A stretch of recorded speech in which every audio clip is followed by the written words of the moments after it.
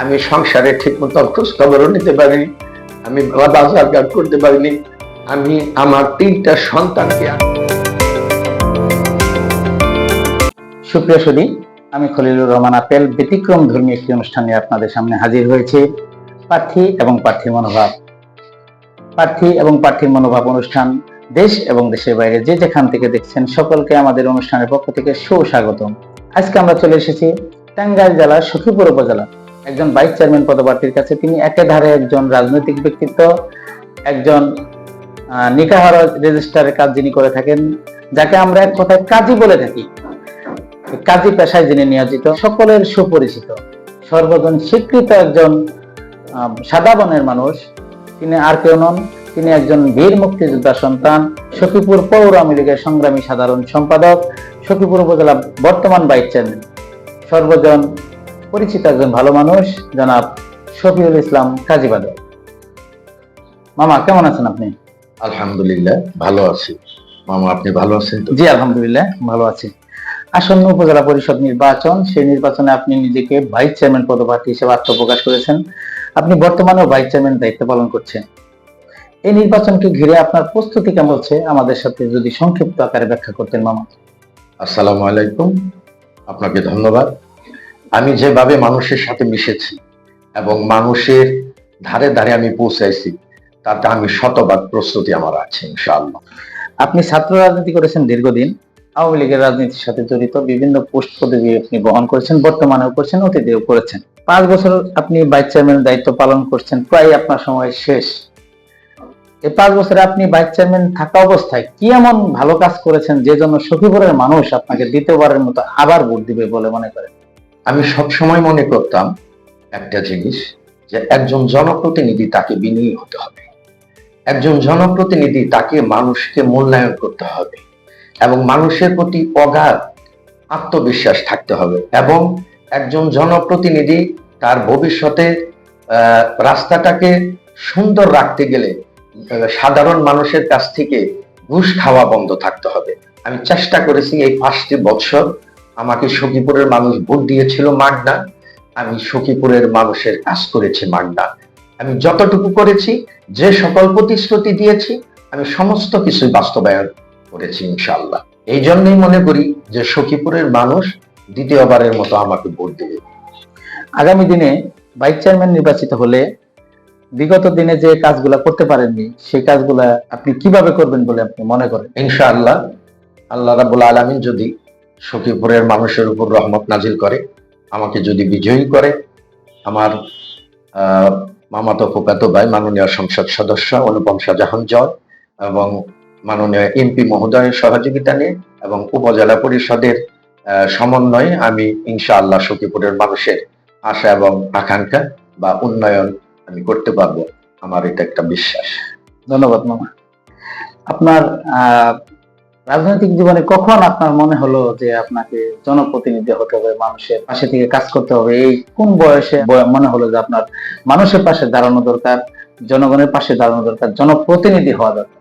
আসলে এই কথাটার উত্তর দিতে গেলে অনেক দিতে হয়, কিন্তু আমার স্বপ্নটা সেই সময় এই সখীপুরের রূপকারের মধ্যে আমার চাচা সমু আলী আসগর বীর মুক্তিযোদ্ধা, উনি বারবার চেষ্টা করেছেন এই অখণ্ডিত গজারে ইউনিয়নের চেয়ারম্যান হওয়ার জন্য, কিন্তু আলহাজ মরহুম মুক্তার আলী তালুকদার সাহেব আর আমার চাচা সমু আলী আসগর দুইজনে হইল আমার চাচার হইল আপন খালু আলহাজ মুক্তার আলী তালুকদার। উনি চেয়ারম্যান হওয়ার কারণে আমার চাচা সেই সুযোগ পায় নাই, না পাওয়ার কারণে সেই জায়গা থেকে ছোট্ট সময় থেকে আমার মনের মধ্যে একটা আগ্রহ জাগলো যে আমি রাজনীতি করব এবং আমি এই সখীপুরের জনগণের সেবা করব। আপনার চাচার রাজনৈতিক জীবন দেখে আপনার রাজনৈতিক পথ চলা, এটা যদি মনে করতে পারি তাহলে। মা, আপনার পরিবারে কে কে রয়েছেন যদি আমাদের সাথে শেয়ার করতেন, যদিও আমি জানি অনেকে জানে না। আমার পরিবারে আমার মা আছে, আমরা 3 ভাই, আমি দ্বিতীয়, আর আমার 5 বোন, আর আমার স্ত্রী আছে, 1 মেয়ে 2 ছেলে, বড় ছেলেটা বিয়ে করাইছে। এই আমার ফ্যামিলির সদস্য। আপনি একজন বিশিষ্ট মুক্তিযোদ্ধার সন্তান। আপনার বাবা সখীপুরের অত্যন্ত সুপরিচিত একজন ব্যক্তি, তিনি জয়নাল মৌলানা সাহেব। আজকের এই অনুষ্ঠানের মাধ্যমে আমি ওনার আত্মার মাগফিরাত কামনা করছি। আল্লাহ রাব্বুল আলামিন যেন ওনাকে বেহেশত নসিব করে। উনি যে পেশায় নিয়োজিত ছিলেন সেই পেশাকে আপনি বেছে নিয়েছেন না আপনার বাবার পছন্দ ছিল? না, এই পেশাটাই আমি পছন্দ করি। এজন্যই করি যে এই পেশাটায় মানে আমার অন্যের অধীনে চাকরি করা বা দূরে যায় কোথাও কিছু করা, যেহেতু আমি রাজনীতি করব, আমি জনসেবা করব, এজন্য আমি যেন বাড়িতে বা আমার বাসায় থেকে সখীপুরে থেকে যেন আমি এই চাকরিটা করতে পারি এবং পাশাপাশি সখীপুরের মানুষের সেবা করতে পারি। এটাই উদ্দেশ্য। এটাই আমার মূল উদ্দেশ্য। ধন্যবাদ মামা। আমি পর্যায়ে কয়েকজন মানুষের নাম বলবো, এই মানুষগুলোর গুণের কথা আপনাকে বলতে হবে একটি করে। তিনারা হলেন আপনার প্রতিদ্বন্দ্বী, বর্তমান নির্বাচনী খেলার প্রতিদ্বন্দ্বী। প্রথমে যদি বলি শিবলি সাদিক, ওনার একটি গুণের কথা যদি আপনাকে বলতে বলি তাহলে? শিবলি সাদিক ছোট ভাই, তো যে কোনো অনুষ্ঠানে যাই, বড় ভাই হিসাবে যথেষ্ট সম্মান সে করে। আমি ছোট ভাই, ও আমার ছোট ভাইয়ের ক্লাসমেট, আমি ওকে অনেক স্নেহ করি। ভালো ভালো। আইনাল হক, ওনার একটি গুণের কথা যদি বলতে বলি? আইনাল হক, সেও একজন মুক্তিযোদ্ধার সন্তান, আমার ছোট ভাই। সে অত্যন্ত মারফতি ভক্ত, একটা ফ্যামিলি, আধ্যাত্মিক পরিবারের সদস্য। আমি ওকে অনেক স্নেহ করি। আধ্যাত্মিক জগতে ওর গুণাবলী এবং ও একজন ভালো ছেলে।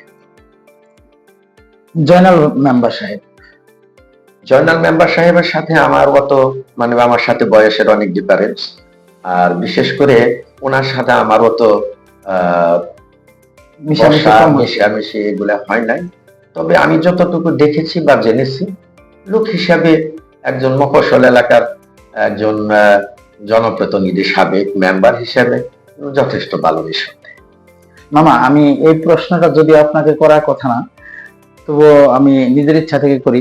আপনি যে সকলকে ভালো বললেন, তারা কিন্তু আপনার প্রতিদ্বন্দ্বী, তারা তো আপনাকে ভালো নাও বলতে পারে। না, আমার কথা হলো যে কে আমাকে ভালো বললো কে খারাপ বললো এটা দেখার বিষয় না, কিন্তু যার গুণ আছে, যার যে অবস্থান আছে, সেটা আমাকে বলা উচিত আমার নৈতিক দায়িত্ব থেকে, আমি মনে করি। আপনার এই উদারতার জন্য আপনাকে ধন্যবাদ জানাচ্ছি মামা, আমার অনুষ্ঠানের পক্ষ থেকে।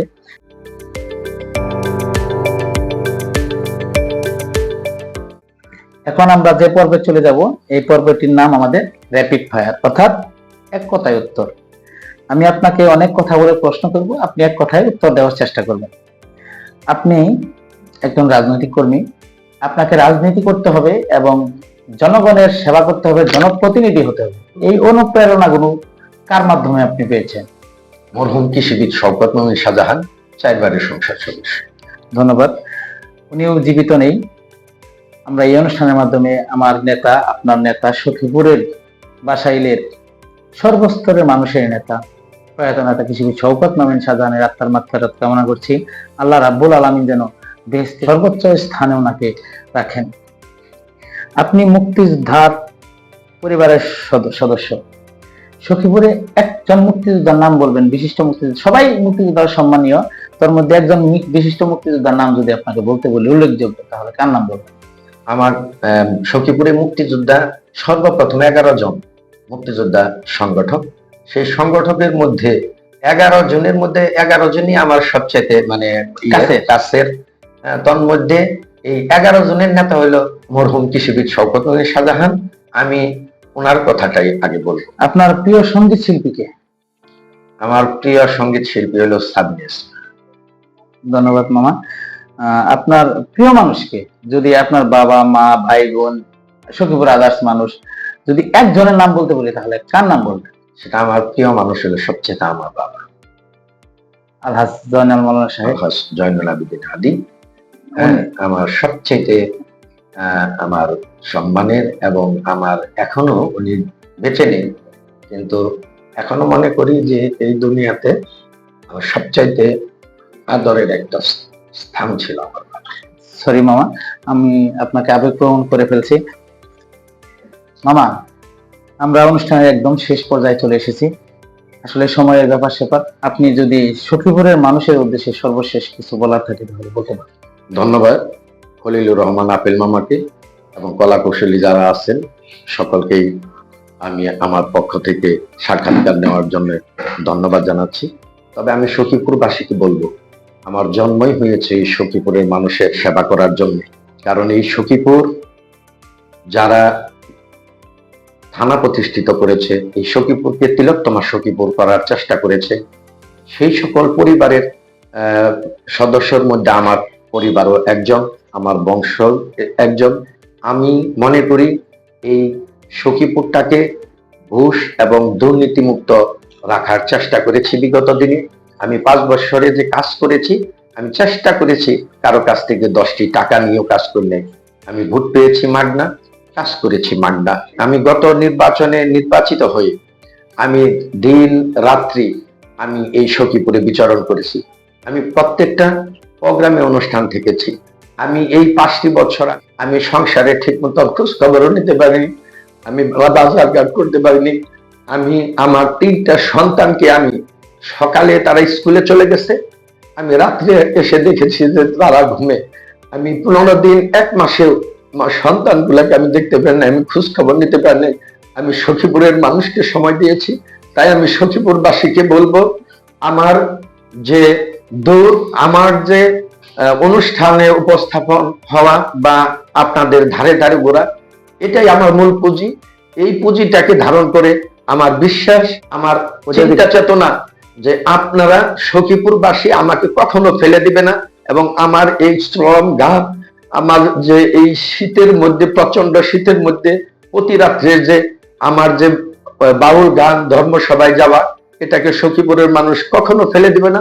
সখীপুরের মানুষ আমাকে অবশ্যই ভালোবাসে এবং আগামীতেও ভালোবাসবে এবং আমাকে ভোট দিয়ে নির্বাচিত করবে। এটা সখীপুরের সর্বস্তরের মানুষের কাছে আমার বিশ্বাস। সকলকেই ধন্যবাদ। জয় বাংলা, জয় বঙ্গবন্ধু। আসসালামু আলাইকুম।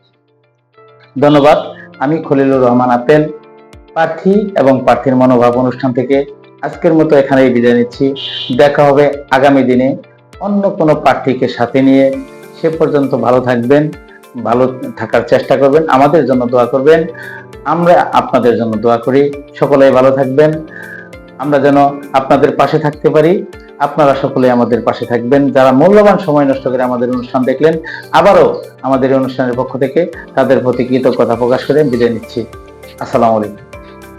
অনুষ্ঠানের পক্ষ থেকে ছোট্ট একটি উপহার আপনার জন্য, যদি সাদরে গ্রহণ করেন।